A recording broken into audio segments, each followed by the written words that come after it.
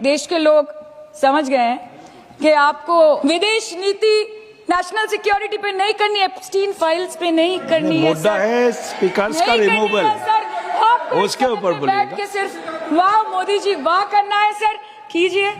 पर आपसे विनती इतनी है कि इस सदन को किसी पार्टी ऑफिस मत बनने दीजिए सर। देश देख रहा है, देश सच में देख रहा है कि कैसे ऑपोजिशन आ भी करती है तो हो जाती है बदनाम, और वो कत्ल भी करते हैं तो चर्चा नहीं होता।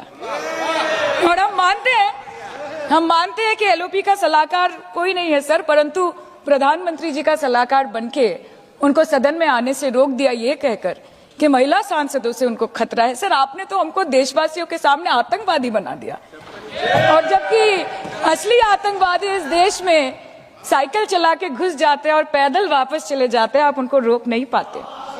भारत पे चीन का आग्रासन आप रोक नहीं पाते। भारत किससे तेल खरीदेगा, कितने दिनों के अंदर खरीदेगा, किससे दोस्ती निभाएगा, किससे दुश्मनी बरकरार रखेगा, कोई और देश का राष्ट्रपति हमें ट्विटर पे आके लेक्चर देता है, इंस्ट्रक्शन देता है, आप उसको रोक नहीं सकते। और सदन में हम सांसदों को रोके, you feed on your ego.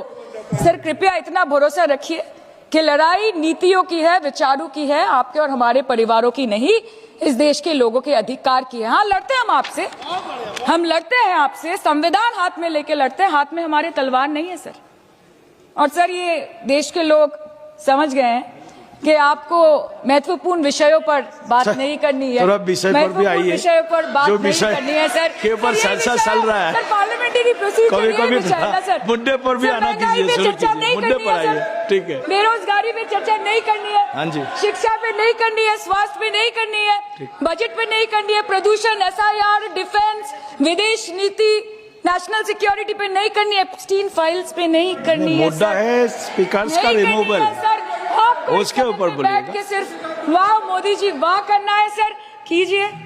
पर आपसे विनती इतनी है कि डेमोक्रेसी को बचाइए और कृपया इस सदन को किसी पार्टी ऑफिस मत बनने दीजिए सर, यही दरख्वास्त है।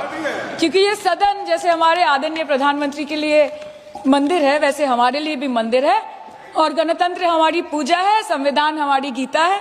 और इस मंदिर में बैठ के अगर कोई झूठ बोले और गीता पे हाथ रखे, कोई अन्याय करे, तो sir all India Trinamool Congress जो इस देश की थर्ड लार्जेस्ट ऑपोजिशन है, that will surely not pander or surrender to your step motherly or should I say step fatherly attitude।